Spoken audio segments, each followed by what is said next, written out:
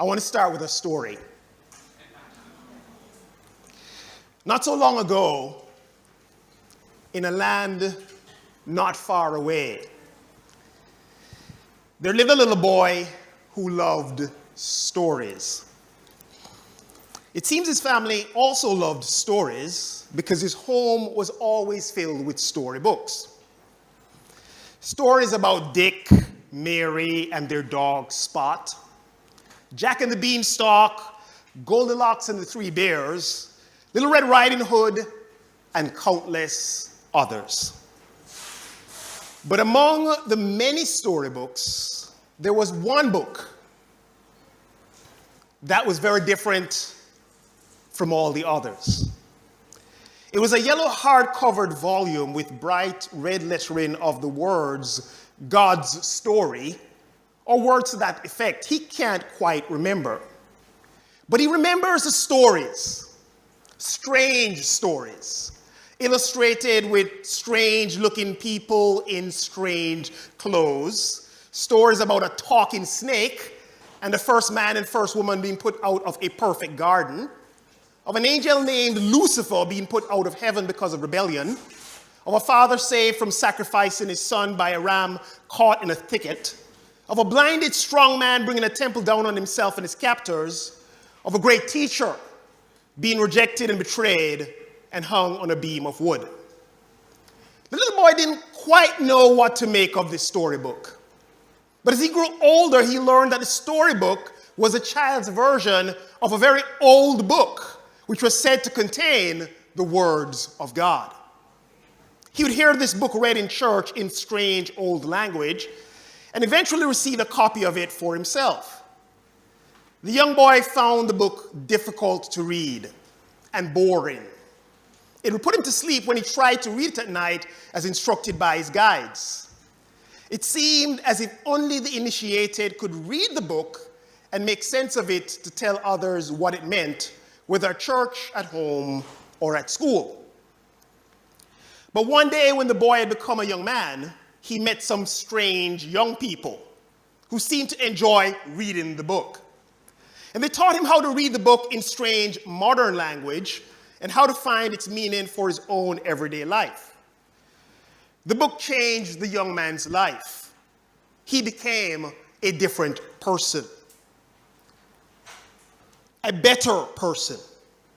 Living by the book seemed to bring him untold blessings, friends, success, a wife, a daughter, meaning and purpose, and he enjoyed teaching the book to others. But one day, many years later, the young man discovered that much of how he had been reading the book was wrong, and that this misreading had caused others hurt and pain. The young man was confused. As his whole world had been built on his reading of the book, it felt as if the carpet had been pulled from under his feet. He stopped teaching the book to others out of fear of causing more hurt and pain, but he never stopped reading the book. In fact, he resolved to understand how to correctly read the book and to teach others how to do so. He climbed ivory towers in his search for his understanding. And at times the air became so thin and rarefied, he feared he would lose his mind. But the book remained his constant companion and seemed to be a faithful guide, if he would only take the time to read it every day. The young man grew old reading the book. And though he made a lot of mistakes in life, it seemed always to give him perspective and direction and to make his life better than it would be without it. The more he read the book, the more he learned that there was more to learn about how to read the book, and that some of how he had been reading it was wrong. But as he grew older, he grew less afraid of learning that he was wrong, and more excited about learning how to read it right. He came to believe for himself that the book did really contain the very words of God. And so it became more important to him to hear the words of God clearly than for him to be right. As he grew older, he came to understand that the correct way to read the book was as he encountered it first as a boy, as a story, and that in the book, God was telling a story, and that his own story was a part of the living story being told in the book. Today, the older man is still reading the book. And though the story of his reading is not at its end, he believes that if he can only keep reading and living by the book, he will, because of it, live happily ever after. Welcome to reading the Bible as a story. I hope that, like me this morning, you are excited to learn about the Bible. Sandy said a jubilee is a celebration, and that's what it is. And we correctly answered that what we are celebrating today is God's word that he has given to us in the form of a story. And so this weekend, we want to explore reading the Bible as a unified, coherent story. Stories are a powerful medium of communication. People love stories. My own son, Chase, when he was a toddler, barely able to speak, would be in the back seat of the car as I dropped his sister, Chelsea, to school every morning. And after I dropped her off, to keep him engaged, I tell him a story. And I tell him, 3 little bears. We dropped the H in Jamaica, 3 little bears. Goldilocks, and I tell him Little Red Riding Hood, and after a while, he picked up the rake that this was our morning ritual. And so no sooner than Chelsea would get out of the car, he would say, tell me a story. And I told him so many stories eventually, I had to begin making up stories. And to this day, Chase loves the stories. He loves reading stories. He loves writing stories. He loves the art of storytelling. I think that we all can relate to the power of stories. And I want to start by asking, what is it about stories that make them such a powerful vehicle for communication? What is it about stories? Why we like to hear them and they convey truth. Marlon, go ahead, please. They have the ability to evoke powerful emotions. Well said. Anybody else? Go ahead, Sandy, please. There's usually a plot. You're looking out for something at the end. You're trying to figure out something. That's what I love about that story. Yeah. So there's a development that pulls you in. And you get so into it, whatever it is that there's a conflict, you want it to see it resolved. I see Christine and then Ozzy. An adventure. Okay, it's an adventure. So you get pulled into something that's taking you somewhere that is exciting. Yeah, Ozzy.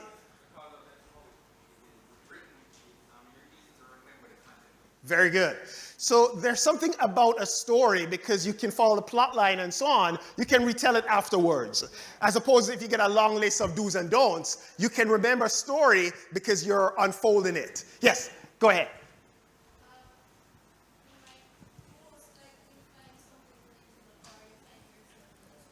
You find yourself or something relatable. Thank you for that, Sarah. You find something that you can relate to. I think that's the most powerful thing about stories. Quite often as you read it, you see yourself in it. And so you get put in the story. Dario.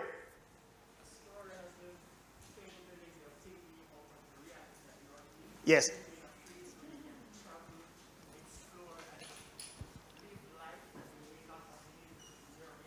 Right, yeah. There is that escapist element to a story. You get out of your world and you're brought into another world where you can live. Yes, Althea, I'll take one more and then I'll go on. Just like that, it's also time and space. Okay. Very good. So the nature of a story, depending on the setting, it can move you not just to outside of your reality, but you can be brought into a whole different time and a whole different place than you are at the time. Stories are powerful, and they're so powerful that we tend to make sense of our lives through telling stories. It's how we get to know each other. My wife and I, we've been married now, I'm on camera, I better get this right. We got married in 99. Let's do the math, Courtney. Help me out, someone. That's 24 years. This June just gone. We're 25 years coming up. And, you know, on our first date, one of the things that we did was talk about our lives. We talked about our lives as our stories. First, I lived in Harborview, and then my dad was a police, and so his job took him here. We went to St. Catherine, but I passed for Calabar, so I used to take the bus back. I said, I used to live in Portmore, and, you know, that's how we get to know each other. But stories are not just what we tell others, they're also what we tell ourselves. We can see our lives either as we are victims or survivors. We're always telling ourselves a story, you know. We just don't realize we're doing it. And so we've got this story, this narrative going on in our head. Stories are how we make sense of church history. For example, in the tradition that we're a part of, we're well accustomed to the story of 30 would-be disciples in the Gempel's living room. That's a story that we had crafted to make sense of church history. Stories are how we perceive our national history. When I was going to school, I was taught that Christopher Columbus was an explorer. My daughter and my son tell me that what they're taught in history class is that he's an exploiter. These are two different stories about the very same person that really derive from where we stand as a nation at this time. Stories are told for us to conceive the origins of the world and our place in it. For example, the Big Bang is a story about the origin of the world. And during our weekend, we're going to talk about some other stories about the origin of the world. You know, God could have chosen to give us a book that was full of wisdom sayings. There are scriptures of other religions that's what they essentially amount to. God could have chosen to give us a book of doctrinal teachings. He could have chosen to give us a list of do's and don'ts. But instead, he gave us a book, though it has several different parts, they all come together to tell one story. See, God has chosen to communicate the most important message that we need to hear in the form of a story. The message as to who he is, as to who we are, as to why our world is the way it is, as to what is our destiny. And we will miss that message if we fail to read the Bible as a story. So what is a story? What are the different parts of a story? Plot. Very good. Characters. Very good. What else? What else do you need to make a story? I didn't hear that. A theme. Very good. Setting. Very good. An introduction. Very good. Anybody else? What's that? A climax. Very good. This is a very bright class. All right.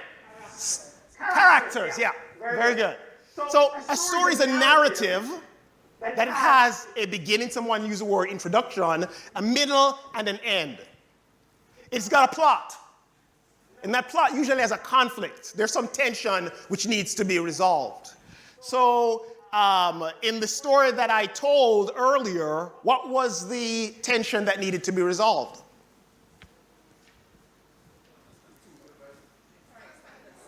Understanding, the correct understanding of the book. Very good. But more than that, the correct understanding of the book, yes, but that tension is resolved by coming to understand that the journey is not about having it right, but learning more. That's how that tension was resolved. Character, someone said that. Main and supporting. So like in that story that I told, there was one main character, but there were supporting characters, guides, the strange young people. The book itself is almost a character because the book is changing the young man. And then someone said setting. This is very important. What is the setting of the book? I think Althea said earlier that we could be moved from our time and place into another one. A book has a specific setting. It could be historical, it could be future, it could be present. And going along with that is a point of view. whose point of view are we seeing the story from? Are we seeing it from the boy, or are we seeing it from someone else? Okay. And then finally, someone said themes. And themes could be a lot of different things, like strangeness was a theme in that story which I told. So we have to ask the question whether the Bible is a story. And I want to make the point that when I'm talking about reading the Bible as a story, I'm not saying that the Bible isn't true or that its events did not happen. Okay? So let me read story that way. Story meaning a make-up thing. Right? No, that's not what I'm saying. I'm saying the Bible is true. Just like that story I told you earlier, that story was very true. More true than you know. But it's being told. The truth is being told through the medium of a narrative. We're not saying that the Bible is a collection of stories with moral lessons. So we must read that boy, Abraham sent his wife to go live with the king of Egypt, and that is to tell us don't do that. No, that's not what we're talking about. Okay? We're not saying either that the Bible is not true or it's a collection of stories, but what we are saying is that the Bible is a unified, coherent story that conveys an important message. So, many of us, we've been around the church and the Bible for many years. We've been reading the Bible. And so I think we know that there are other ways of reading the Bible and reading it as a story. Yes? What are some of the other ways that we can read the Bible than reading it as a story? Yes, go ahead, Marlon. Do this, don't do this. Very good. That's a very big way that many of us approach the Bible. It's a list of things that we are to do and not to do. Okay? How else? How else do we tend to read the Bible? Yes, go ahead, Antoinette, and then Sandy. Yes. Very good. I like that. So we can read it as a manual for our lives. So this is to tell me how I work. So we're looking for this reference to tell me what to do in this situation. Very good. Yes, Sandy. And study the different characters and what they went through and their life story and try and learn from the different characters. Yeah, very good.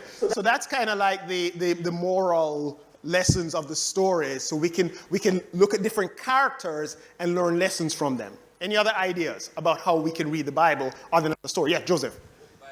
Book by book. Very good. So we could read it, we study one book, and we try to understand what that book says. Very good. Any other ideas? Topics. Yeah, so you could study out love. You could study out pride. Yeah. Did I get another one? Someone saying something? No? Reading it straight through. So we just start in Genesis, and we're reading towards the end. And whatever we get along the way, we grab. Very good. Yeah. Dalton. I know you feel at the particular time. You know, so you're going through something, and you just go ahead and you say you're going to read based on that. Very good. Very good. So I'm feeling despondent. So let me go to the Psalms and find something that deals with that. Great. Now, nothing wrong with most of that. Okay? There are different ways of reading the Bible. What is important is however we read it, we've got to make sure that we are reading it correctly. And the Bible can serve many of those different needs. Okay? But what we're talking about this weekend is what is the overarching purpose of the Bible. So we can read book by book, but if we don't understand how that book fits into the overarching purpose or narrative of the Bible, then we do not get the ultimate meaning that God has put into it. Does that make sense? Yeah. So the Bible is such a, it says it's living and active. It's so dynamic. There's several things that we can do with it. And so we're not saying this weekend to throw out what we've been doing before. Some of the things that we've done maybe are not the best way to read the Bible. That's another class. But what we are saying is we are to incorporate into our reading of the Bible, reading it as a story. Now, I want to start by talking about the correct way to handle Scripture if our aim is to understand what it means. Okay? However we are reading, there is a right and a wrong way to read the Bible. And we would have covered some of this in previous lessons, either at church or through the Caribbean School of Ministry. But you see here on the screen this word eisegesis. That's a Greek word, and it's derived from the Greek preposition eis, which means into. And what's going on there, you see, as we put it, the wrong bang beside it, the X, that means that's the wrong way to read. Because what you're doing there is you're putting your meaning into the passage. Okay? That's the wrong way to read the Bible. The correct way to read the Bible is exegesis, and that comes from the Greek preposition, you've guessed it, meaning out or from. And so what you're doing there is you're getting the meaning from the text. You're not putting the meaning in, you're taking the meaning out. In order for you to read in that correct way, where you're getting the message that God put in and not reading what you want to read into the Bible, the first thing you've got to understand is that a text cannot mean today what it never could have meant originally to its author and audience. So, you can be reading a passage in Genesis about scorpions and, the power of death in their tail and say, I know what those are. Those are scorpion helicopters. And the tail is the missiles that fly out of it and kill people. That can't be the meaning, because when the author of Revelation wrote that text, they didn't know anything about helicopters. Are you following me there? Yeah. And so we must discover the original intended meaning of the biblical text. That's what we're after. We're trying to find out, when the person who wrote the Bible wrote what they did, what did they mean? And for us to do that, we have got to get into their world. Quite often we don't realize that our world is very different than the world of the Bible. We can almost subconsciously think, oh yeah, they're like us. No, they're worlds apart from us. And we're going to see how different they are in a moment. So the basic principle that we've got to approach any reading with is you've got to read in context. I'm an attorney at law. And if I get a letter, I'm trying to figure out first who wrote it, when they wrote it, who they wrote it to, what came before this letter. If it refers to, reference is made to yours of the 15th of January 2005. I start to look through the file. Where is that? Let me find that. And then I read that and say, oh, I'm saying this in response to that. So what come after it? And then I go find that. And that is what makes the letter make sense. That's a basic principle of any kind of reading. That is called the literary context, where you're trying to understand what something means based on what is happening around it. But literary context also means that you have to give consideration to what kind of writing it is. You don't read a letter the same way you read a newspaper. You don't read a comic book the same way you read a science book. You don't read a manual the same way that you read, Little Red Riding Hood. You understand that there are different conventions. So when I started the story and I said, once upon a time, you knew it was a story, didn't you? Yeah, and when I said, happily ever after, you said, well, that's how stories are written. All types of writing have their own conventions. And so to interpret them, we have to understand what those conventions are. But I want to suggest that there is another type of writing that we don't give enough thought to in reading the Bible. And that is what is called ancient Hebrew narrative. So we understand our storybook. We say once upon a time, and we say happily ever after. They did not tell stories in that way. And so there is a particular convention that goes with the way that the story is told in the Bible that we're going to talk about this weekend. Historical context, what's that? Who can help me with that? When we talk about the historical context, what do we mean? Things from the past, yeah? Okay, what kind of things from the past? What was happening at the time? So very often in church, somebody will be doing a communion, and they will say, at that time, they used to do so and so and so. You know what they're giving you? They're giving you the historical context. And so this is the who wrote it. This is the when it was written. to who was it written. This is the why was it written. This is where it's all of this which gives a picture of why the particular writing was written. I'm sorry. I wanted to deal with the reader's context. Reader's context is your context.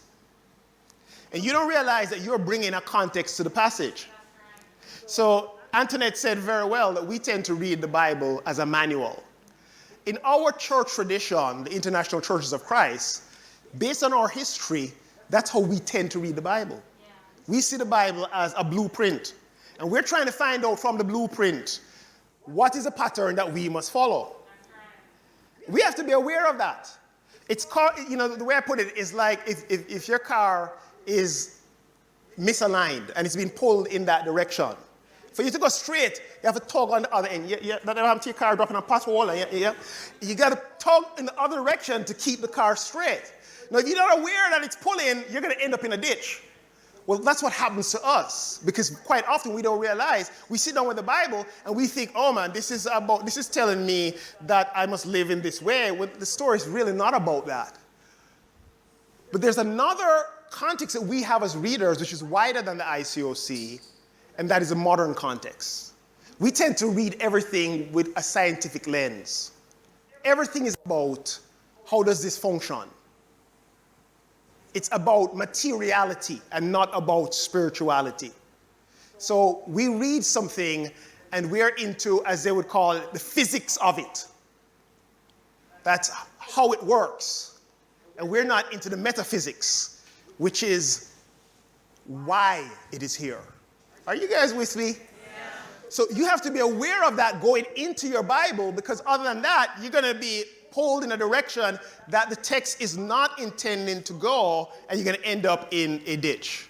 And then finally, there is the biblical context. And that is reading the passage in light of how it fits in the overall biblical story. And that's a context we want to explore this weekend.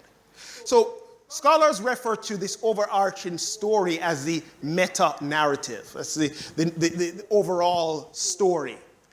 And it is an overarching story that takes all of these different stories that are in the Bible and make them into one coherent narrative. This is how we discover the ultimate meaning of the passage. There may be a passage that means something in a particular book, but if you don't understand how it fits into the overall story, there's an ultimate meaning that you would have missed. So the Bible is a library of books of different genres. So as Joseph said, we can read the Bible book by book. That's correct and good, because the Bible is not written like a chapter book. You guys following with me? Our books are written, you have chapter 1 and chapter. The Bible's not written that way.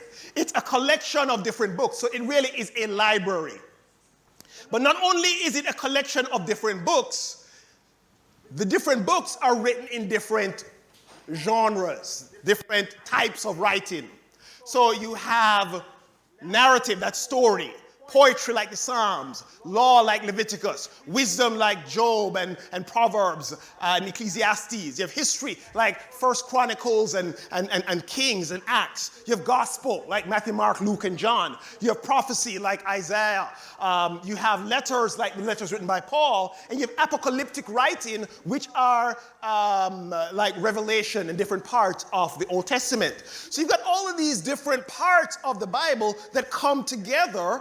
It is a composite of all of these different parts, but even though it is made up of all of these different ancient documents and different genres, it tells one story. And so reading the Bible properly involves not only reading the individual passages we're studying and reading, but reading and understanding the overall story of Scripture and how the individual text that we're reading relates to it.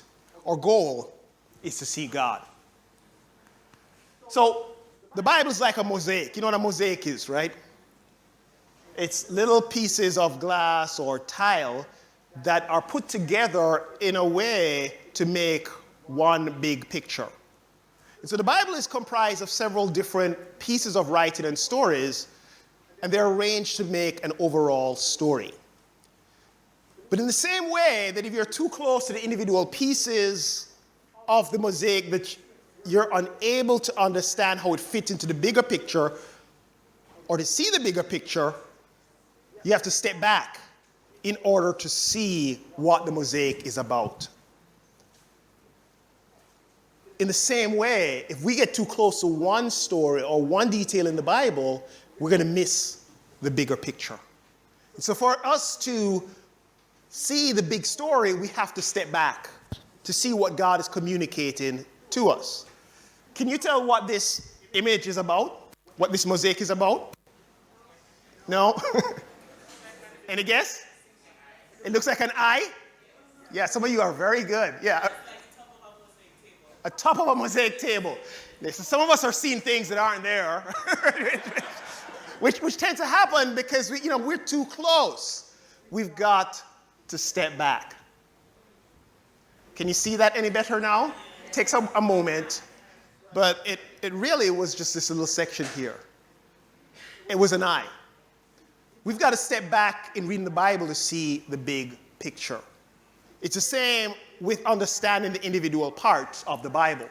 Now, I want to talk about, the Bible's made up of all these different parts. We've got to step back to see it. How do we get the different parts connected so that they make a coherent story? So, we connect the different parts of the Bible through things like footnotes. So this is a screenshot of my Bible software, which I won't tell you what it is because they're not paying me to do so. But there's a little footnote right here, and it's got a hyperlink. You know what a hyperlink is? It's kind of blue, and you click on it, and it shows you that there are these three texts that are related to this passage here in Genesis about the woman and the snake and the hostility between their offspring. And it tells you that this passage is connected to John 8. And then, if you click on John 8, it brings up all of John 8, and you can see it. That's what a hyperlink is. I love that. Now, they didn't have that kind of technology when they were writing the Bible. The biblical writers had a more primitive technology that they used to create their own hyperlinks. And so, for them, the Bible really being a composite book was like a quilt. You know what a quilt is, where you sew all of these different pieces of cloth together, you make a pattern. But what connects it is, quite often, there are similar colors or threads or patterns or motifs that run throughout the whole. Stories in the Bible, I'm not speaking to you, Siri, are bound together by common threads. And the way that the biblical authors let us know what these threads are by repeated patterns, words, and motifs. Motifs are like recurring things, like a lamp or a tree of life or a river that a tree is planted beside. So whenever you encounter that, it's like you have a deja vu moment. That ever happened to you when you're reading the Bible? You read something and you say, but this sounds like something I read around there, so. And you stop. Whenever that happens, stop. Stop. Actually stop.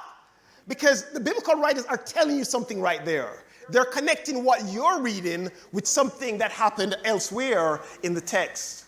So reading the overarching story requires understanding how to connect the stories through these threads. Now, there are many of these. I don't have the time to go into all of them.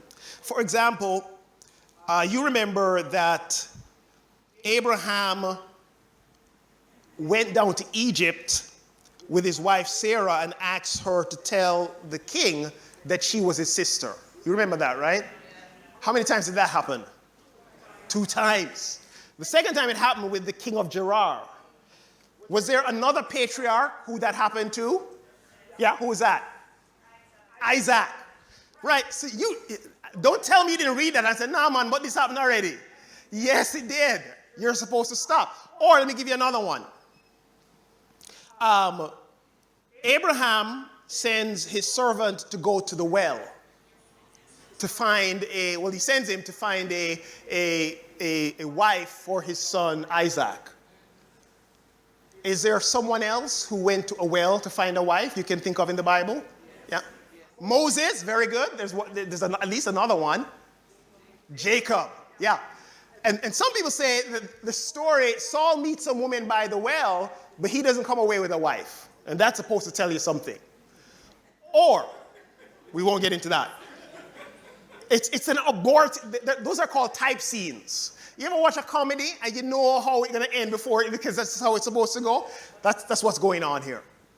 Or, do you remember in Judges 19, there is this horrendous scene of a concubine whom is raped by Benjamites. What does that story, the details of it, remind you of? Is there an earlier story that when you read that, you think of? The fact that the man comes into the town in the square and someone says, come to my house. And he goes to his house, and they go to the house, and then the men of the town come at that night, and they start beating down the door. And then he says, you know what? Don't do this. We want the man, but we'll give the woman, put her out. What does that remind you of? It's a story of Sodom and Gomorrah. And the point there is that the guy's going into the town and say, we are not going into all of these pagan towns.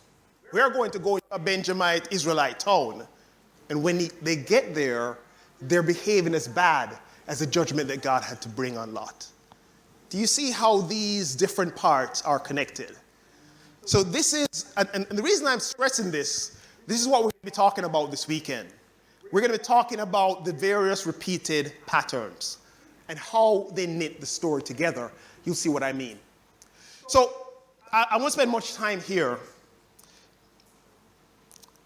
In Hebrew poetry, one of the ways in which meaning is conveyed is through repetition, through parallelism, where you'll have one line of the poetry say something, and the second line repeats it with a slight variation. And that variation, by comparing the two things, you get a deeper understanding of what is being said. So let me use this as an example. Proverbs 10, 18 to 19. He who conceals his hatred has lying lips, and whoever spreads slander is a fool. So the first line tells us that the person who's hiding his hatred has lying lips. But this line is parallel to it, and it says whoever spreads slander is a fool. So we understand that the way in which the person is concealing his hatred through his lying lips is by spreading slander. You see that deeper meaning? It's saying that when you're out there and you are slandering people, it's because you've got hatred in your heart and you're lying on them, you're concealing your hatred. Are you guys with me here? Yeah. Then when words are many, sin is not absent, but he who holds his tongue is wise. So, if you talk a lot, sin is not absent. How? Well, because if you're not restraining what you say, you're going to end up sinning. But verse 19 works with verse 18. Because I think what it's suggesting is that when you're talking a lot, you tend to end up in slander and lying, and you're unable to restrain your tongue. Now, this is how Hebrew poetry works through parallelism. And the idea is that you've got two eyes on the same thing. So you're not looking with one eye.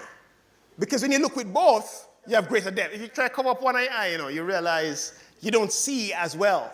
And so you need both angles with a slight variation to have a greater depth. Well, reading the Bible in terms of story also relies on repetition. It's a similar concept. So the biblical narrative has a poetic design that uses repetition of patterns similarly to how Hebrew poetry uses parallelism. We've talked about some of these: repetition, type scenes, Genesis 19 and Judges 19. And these repetitions serve as threads binding the biblical story together. They are hyperlinks.